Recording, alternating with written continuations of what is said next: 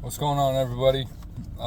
This is a little different for me, but something I felt like doing today. This is going to be a Millennials America devotional.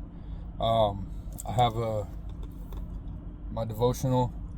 I just want to read one to you. This is for today, May 14th.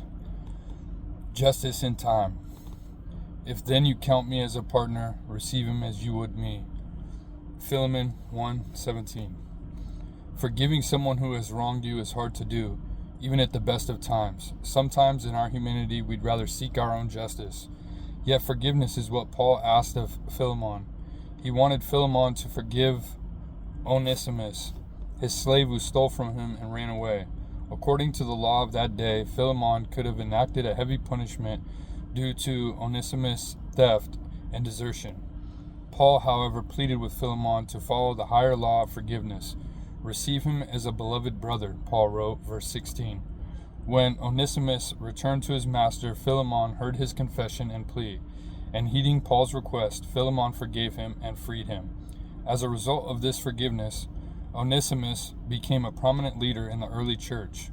Philemon's story shows us that forgiveness is a way of life for the believer. As we forgive and are forgiven, we grow in God's grace. Is there someone in your life whom you need to forgive? A family member, friend, or colleague? Remember that God will exercise his wise justice in his own time. Ask God to bring the person to mind and take the bold step of forgiveness today. The only thing harder than forgiveness is the alternative. Philip Yancey. Forgiveness is hard. I've had to do it. Most of us have.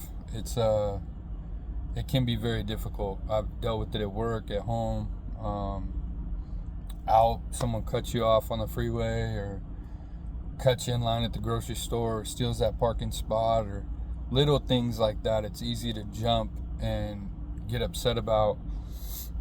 When one thing I like to say, and my wife might laugh about, is you never know what they're going through.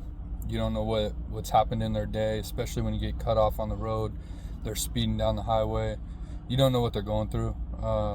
They could just be not a good person, but also they could be going through a hard time right now. And you got to forgive, even the little things.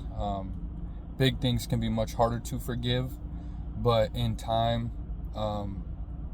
if they're not a good person, they'll get what's coming to them. Because at the end of the day, at the end of our life, everybody has to answer to God.